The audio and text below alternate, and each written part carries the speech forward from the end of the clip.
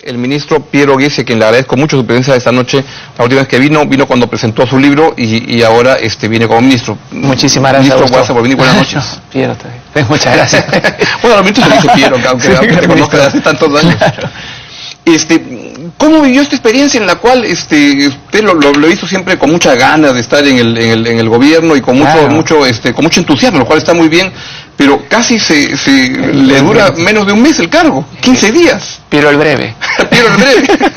¿Cómo vivió esta experiencia medio traumática? No, mira, en realidad naturalmente ha sido pues una experiencia difícil, pero lo hemos entendido como una parte del proceso democrático. El Congreso tenía el derecho a considerar que si no seríamos ratificados no era lo conveniente, pero en principio después de un tiempo nos dimos cuenta que esta es una oportunidad para seguir mejorando, ¿no? Hay un tema no hemos sido buenos comunicadores, claramente no fuimos suficientemente bien preparados al viernes, es evidente, eso es algo que tenemos que tomar. El fin de semana previo estaba viendo el cable y vi la película Lincoln otra vez, donde está pues Lincoln con su listita de cuántos parlamentarios me faltan 21, entonces él mismo llevaba su cuenta. Fueron nomás siempre prever claro que iba a pasar. Es evidente que podríamos haber trabajado un poquito mejor, y no hubiéramos tenido el viernes, sino hubiéramos ido el lunes directamente, básicamente, ¿no? Entonces creo que por un lado es eso. Por otro lado, creo que tenemos la necesidad de seguir comunicando y dialogando, que no hemos hecho suficientemente bien en los primeros años de gobierno. Yo no he estado en general, pero creo que es algo que podemos aceptar, ¿no? Este gobierno, para ser fuerte en los siguientes 2 años y medio, tiene que dialogar con las fuerzas políticas, las fuerzas económicas, sociales en general. Eso creo que es evidente, ¿no? Y comunicar los goles, porque creo que algo que no es justo es que se meten goles que no se gritan, ¿no? Y a veces la oposición ataca de una manera bastante feroz y críticos y analistas, y en el gobierno a veces pensamos que no debemos caer en la provocación, etcétera, pero creo que la realidad es que es importante decir, mira, estas cosas se están haciendo bien, hay cosas que no se están haciendo suficientemente bien.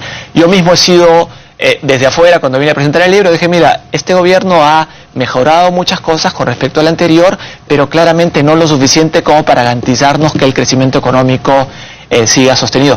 Mi apuesta, de todos modos, es que ahora tenemos que hacer las cosas muy fuertes. Mi optimismo sigue tan, digamos, evidente como fue al comienzo, y con muchísimas ganas, haciendo las cosas ahora, pues no mirando para adelante. ¿Y cómo entender todas estas declaraciones del presidente que, no sé, a mí me han parecido como provocadoras, como que no es el tono correcto en un contexto como este? Mira, yo he tenido dos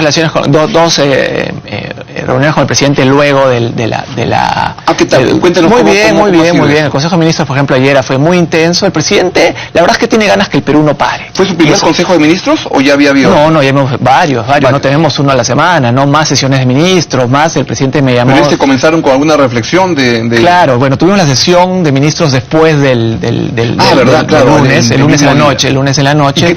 Ese mismo día, el lunes en la noche. Yo creo que la reflexión vino el viernes mismo, claramente, ¿no? El viernes, después del no voto de ratificación, estábamos con el presidente entendiendo pues que necesitábamos que entender los errores, corregir algunos, entender que la oposición no era monolítica, que había que entender que ciertos grupos nos iban a posiblemente apoyar ante ciertas condiciones y empezar el proceso de negociación. Pero el presidente en general está con muchas ganas que el país no pare. O sea, el martes me llamó pues a las 2 de la mañana porque un mercado, no habíamos firmado un mercado en Tingo María, ¿no? Una aprobación, o sea, con mucha... ¿A las 2 de la mañana? Sí. Bueno, el presidente trabaja, ¿no? Está de viaje en Huánuco y Loreto, ¿no? ¿A las 2 de la mañana? Sí. ¿Usted cosa contestó cualquier cosa? Porque a las 2 de la mañana está durmiendo. No, pero bueno, no. Para correr. Bueno, yo me levanto a las 4.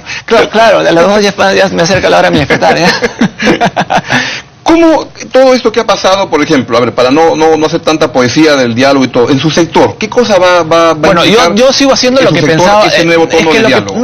En realidad en mi sector, no tanto, porque yo siempre he hablado con la necesidad de dialogar. O sea, yo he venido a hablar con la Sociedad Nacional de Pesquería, con la Sociedad Nacional de Industrias, con los distintos grupos gremiales, los pescadores artesanales, con los políticos, etcétera. Para mí no cambia demasiado en términos de actitud, porque creo que es muy importante para el desarrollo del país el trabajo conjunto del sector público como el sector privado. Interesante. Y no hay que poner, digamos, el hecho de que el sector privado tenga intereses no significa que no se le escuche. Por supuesto. Las decisiones y el liderazgo vienen de nosotros, lógico, ¿no? Claro. Y nosotros tenemos que tomar por el bien del país las decisiones pues con la agenda adecuada, ¿no? Y ahí vamos, hemos hablado ya sobre el reordenamiento pesquero, la necesidad de continuar con las políticas de no marcha atrás, las políticas anteriores. Ahora sí que estamos entrando en ese tema. Hay quienes han interpretado, y leí una entrevista a la ex ministra Tribeño, en la que no lo decía, pero sentía como que había habido muchas presiones para su salida. ¿En qué va a ser distinta su gestión en el terreno pesquero con respecto a la de la ex ministra Tribeño? Yo creo que fundamentalmente porque la ley 005 que se critica que dio la ministra Tribeño tenía muchas cosas buenas. En particular, decía que mucho el recurso pesquero, la anchoveta, debería ir hacia el consumo humano directo. Segundo, reconocía el hecho que no toda la pesca artesanal era la misma. Había pues los pescadores que pescan casi en la orilla y habían pues las embarcaciones llamadas de menor escala que tienen pues capacidad de bodega muchísimo más grande.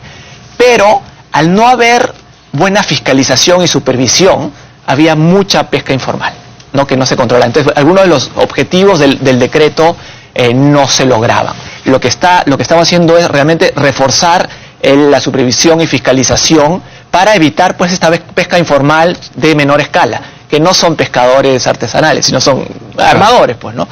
En segundo lugar, creemos y estamos convencidos que es necesario aumentar los derechos de pesca, ¿no? La pesca industrial paga derecho de pesca. Elevar el monto. Y queremos elevar el monto, tal vez con otro nombre, digamos, y es un tema que tenemos que... ¿Cómo ha sido recibido en el sector pesquero? Yo creo que ya hemos tenido una discusión inicial, vamos a tener ya los trabajos técnicos, pero están dispuestos a conversar, digamos, no hay... Yo creo que en ese sentido quiero resaltar que he encontrado una buena disposición, digamos, de trabajar y encontrar lo mejor. En ese sentido, no marcha atrás, pero reforzando. Las políticas públicas, de alguna manera, para mí, comenzaron el gobierno anterior y las venimos mejorando. O sea que si no va a haber marcha atrás, se va a seguir trompeando con el sector pesquero. No. Andaba una bronca. Yo creo que no marcha atrás en el sentido que la 005 no se tiene que cambiar fundamentalmente, sino que tiene que ajustarse, mejorarse. O sea, las cosas no son blanco y negro.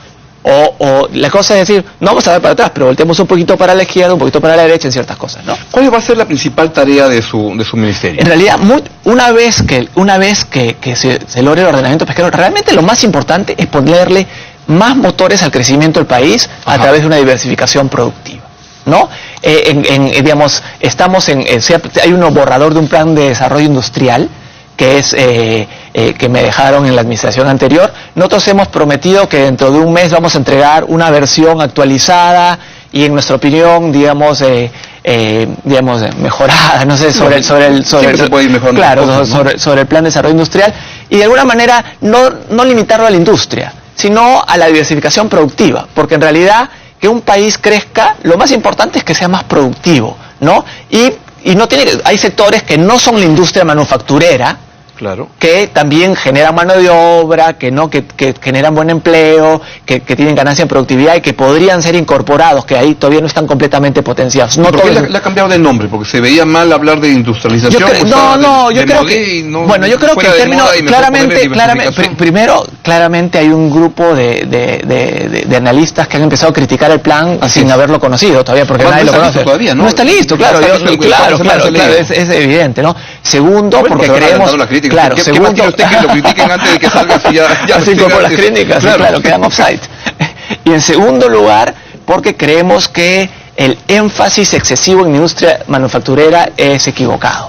La industria, en su sentido moderno, es también industria turística, industria gastronómica, ¿no? Es sectores, digamos. Entonces, en ese sentido hay que ver qué sectores están...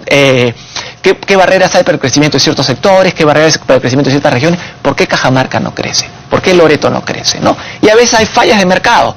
Hay que hacer transferencias tecnológicas, innovación, hay que ver en cada caso. Yo creo que hay muchísimo por hacer. Somos gente responsable, somos gente seria, no vamos a hacer locuras, no vamos a arriesgar lo ganado.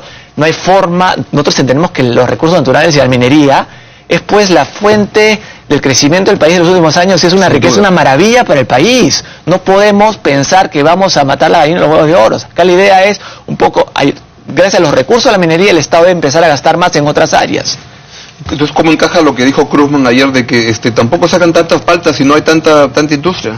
No, es completamente consistente con nuestro mensaje de aumentar la productividad. Lo que dijo Krugman es lo más importante es la productividad de un país, claramente, ¿no? Y eso es completamente consistente. Ser productor de materias primas y lógico, bien, claro, exactamente, ¿no? Y con lo importante es que nuestra población, se cree empleo formal, adecuado, más productivo, y así se le pueda pagar mejor a la gente. Eso es lo más importante, que la distribución del ingreso mejore a través de una mejora en la distribución de productividades, porque hay mucha heterogeneidad en la productividad de las personas. Entonces, su principal trabajo va a ser el desarrollo de este plan de diversificación que le llamamos. No más el plan, la ejecución. Claro, no queremos quedarnos en planes. ¿Y por qué Castilla sale y dice la principal tarea de Gessi es desarrollar el capital? No, lean bien, ese es el tipo de cosas que la prensa hace ya hace mal, ¿no? Claro, lee adentro y ves lo que dijo Miguel es, Piero Gessi va a estar viendo estas cosas, pero no hay nada, o sea, el titular es completamente fuera de lugar, realmente, ¿no? O sea, Miguel no está contento. Bueno, siempre no es interesante. Pero lee el artículo, Es interesante que el titular tenga algo que ver con el texto. Pero a veces distorsiona el texto, en este caso es una distorsión. Vamos a una breve pausa y seguimos conversando del plan de diversificación y otras cosas. No se mueva, ya pedimos por la segunda parte con la entrevista al ministro, a Piero Gessi, y luego vamos con Marcos y Fuentes.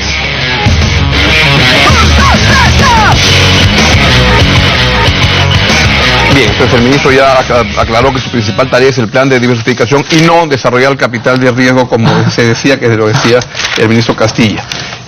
¿Cómo va a ser este plan? ¿En qué consiste? ¿Cuándo se van a ir conociendo anuncios ya concretos sobre el tema? En un mes, desde ayer en RPP indiqué que en un mes iba a tener un borrador, una versión del plan que iba a circular. Una versión, claro, que iba a circular para discusión, ¿no? Porque es importante que se discuta, porque este es un tema de Estado, ¿no? No es solamente este gobierno, es importante llegar a ciertos acuerdos. Es parte de esta política de diálogo. Claro, exactamente, ¿no? Y eso lo pensamos hacer antes, como te dije, no cambia mucho en realidad en lo que pasó el fin de semana en términos de la actitud de diálogo y comunicación. El sector industrial en particular fue consultado en su momento, pero en un nivel muy inicial. Entonces, la idea es que se incorpore muy rápidamente. Claramente tenemos que coordinar con el MEF detalles del plan todavía. No hay mucho por adelantar, pero yo creo que lo que podría decir es que en el mediano plazo las cosas que realmente importan en el Perú son fundamentalmente la educación, la institucionalidad, ¿no?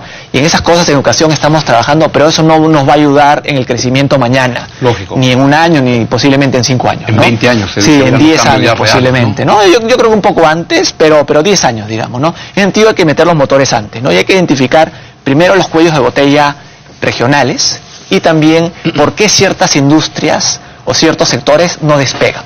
Digamos, en un sector que es transversal para mí, la acuicultura. ¿Por qué la acuicultura no despega? ¿Hay alguna falla de mercado que requiere alguna intervención del Estado? ¿Cuál sería el papel del Estado apropiado para corregir ¿cuál es el instrumento correcto? Exactamente. Entonces tenemos que encontrar la manera correcta, porque hay el plan, como existe en la actualidad, no tiene priorizaciones, le falta un poco de metodología. O sea, se puede resumir de una manera, pero que este plan de diversificación es más como reperfilar el papel del Estado para corregir fallas de mercado que impiden el desarrollo de algunas actividades. En las casas, cuando justifique. Lógico. Cuando justifique, ¿no? En principio, no, claro, en principio, exactamente, cuando justifique, sí, exactamente. Es un poco reorganizar, ejecutar mejor. Tenemos que hacer cambios también en la burocracia, fortalecer ciertas áreas que no sabe ejecutar ciertas cosas. Ahora, estas cosas se hacen en el Perú, llama mucho la atención porque hay el miedo de regresar cuando la parte industrial a los 70 que fueron desastrosos y 80, ¿no?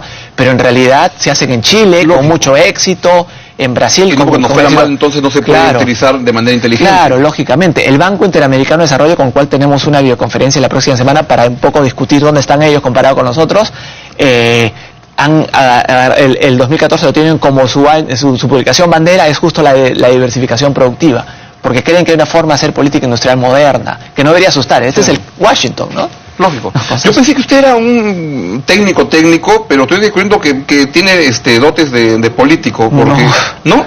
No, tiene que hacerlo. Bueno, un poco, claro, no, sí, claro. Uno llega a un cargo por razones técnicas. Digamos, si solo va a ser técnico, es viceministro, pero el ministro ya no digo, bueno, no tengo ambiciones políticas. Pero si uno llega a un cargo, lo gracioso es que uno llega a un cargo por una razón, que es por las razones técnicas, pero después, si se queda y le hace bien, depende de otras cualidades. Pero hacerle bien claro, lógico, sí, obvio, ¿no? Soy un vocero del gobierno. En concreto, vi un artículo muy interesante del exministro Luis Carranza, que más o menos que le saque el ancho al gobierno por las cosas que está haciendo, no está haciendo, y usted le ha respondido que las afirmaciones de Carranza naturalmente están relacionadas a un modelo de crecimiento y de gestión que era del piloto automático. Ahí me di cuenta que ya está haciendo política. ¿Era así? Bueno, Luis Carranza es un excelente economista. Y lo que quiero saber es si él iba en piloto automático. Yo creo que el gobierno anterior tuvo básicamente una idea de piloto automático, en el sentido que digamos, no había mucha política social para compensar los efectos no deseados del modelo de crecimiento. Digamos, el modelo de crecimiento se ajustó en este gobierno, no en la magnitud deseada todavía, pero esperamos que pero sí en la dirección correcta. El gobierno anterior, digamos, no usó esas cosas, ¿no? Pero sí, creo que en el caso del ministro Carranza está haciendo críticas que valdría la pena discutir en el terreno de las ideas, con mucha altura, ¿no? Que creo que es importante. Hablando de temas políticos, la remuneración mínima vital, ¿debe subir o no? ¿O no está en agenda? No, yo creo no. Decir no está en agenda posiblemente es muy cortante por lo importante, ¿no? Que es, por lo importante que es para mucha gente. Voy a pedir un aumento, claro, no aunque sea como decía al comienzo, no sé, me huevé un poquito, claro. No sé, voy a pensar o algo, pero si me dice no está en agenda de entrada, me desilusiona. Yo diría lo siguiente, yo acaba de duplicar el sueldo. Yo diría lo más importante acá es entender primero que el presidente Humala aumentó 25% el salario mínimo al arranque, al comienzo. Entonces, tal vez si hubiera aumentado 15% en ese momento y 10% ahora, no hubiera habido. Pero ahora, ¿qué debe ocurrir con la remuneración mínima vital? Yo creo que hay que verlo de manera muy técnica y apenas se justifique económicamente, porque todos sabemos que las cosas que suenan bien a veces en la economía no son correctas, ¿no? Y acá hay un efecto que ya el BCR ha hablado sobre el efecto sobre el empleo formal, digamos, que sería negativo, lo adverso que sería el aumento del salario mínimo. Pero yo creo que hay un margen para que en los siguientes, en lo que queda el gobierno, haya aumentos en la medida que la productividad mejore. Y hay que trabajar en la productividad para que el salario mínimo aumente, ¿no? Mucha gente no gana el salario mínimo, ¿no? Recordemos. Sin duda. Claro.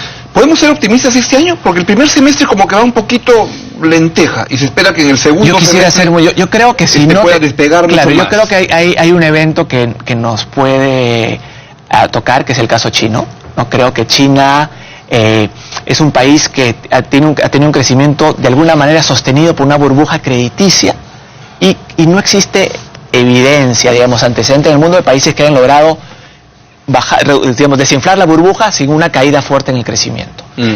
China es especial y algunos piensan que hay que pensar en China siempre distinto, pero eso podría sugerir que China crece el 7,5% que creció el año pasado a un nivel menor. Si China se desacelera de manera fuerte, nos va a afectar de todas maneras por los precios de materias primas. Creo que sería un bache, pero... ¿Cuán fuerte sería el bache?